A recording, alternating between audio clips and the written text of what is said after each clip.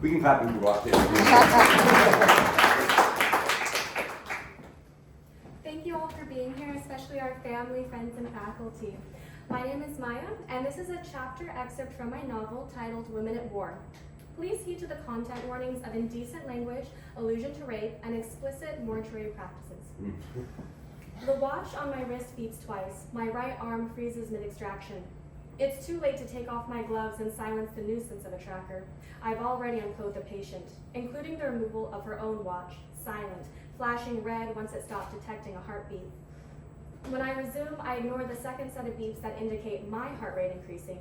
Extractions don't usually surprise me, but this one does. Straight from the patient's vaginal canal, a long glass tube reminiscent of an upside-down tampon applicator, smooth on the outside, curved on the top with one opening, faces me.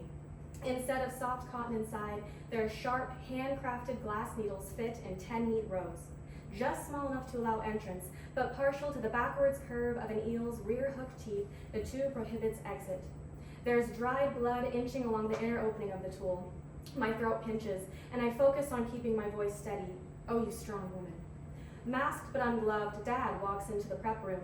He watches as I place the tool in the bag for the patient's family to collect, if she has anyone left. Elizabeth, he wheezes, his one lung getting worse every day. If he had to wear a watch like women do, it would be beeping every 5 seconds. His next words make my watch beep. For what cause, I can't keep track. We only take calls, phone calls from now on. The front shop, he stops, catching his breath and staring at the tile. Stays closed, no more entrance. What, Dad, why? I place down my extraction tools and unglove myself. Is your shirt ripped? What happened? Forcing him to sit in the corner of the room, I finally silence my watch.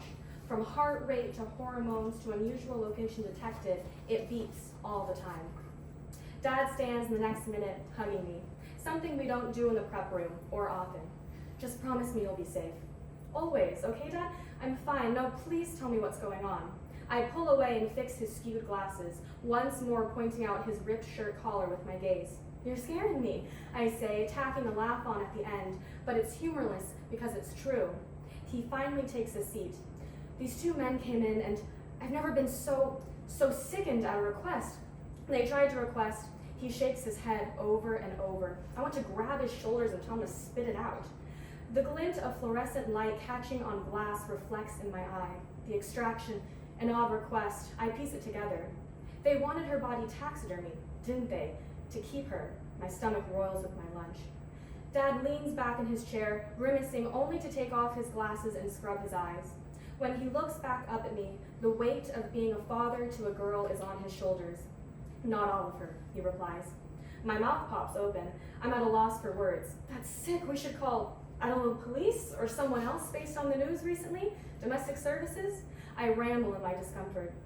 The men left. I have no information on them. The most we can do, and this is pertinent to your safety, Elizabeth, is only take embalming requests over the phone. Dad chuffs out his words, breathless. I place a hand on his shoulder, nodding. The metal storage slots for bodies are on the far wall. I look at it, knowing we are near capacity at our little pop and daughter shop until their bodies are claimed. It's all women now. What? Dad asks, looking at me instead of the storage wall. Every body we've received in the past 6 months, with the exception of Mr. Parchet, they've all been women. Though Mr. Parchet was picked up for funeral services within 2 weeks, the rest are buried at some point in unmarked plots when they can no longer stay here. With his attention now on the units holding bodies, he points to the bottom row. Those women, you've probably noticed, who needed immediate preservation, it wasn't because they were here long. They died, and it took the men, their families, too long to bring them in. They stunk, already rotting, pardon me, daughter, but their vaginas were all weeping. Those men, just now, he points to the doorway that leads to the entrance of our morgue, wanted the same thing. His breath hitches in his weak lung. He swipes under his glasses. If your mother had been treated like this, she wasn't, Dad.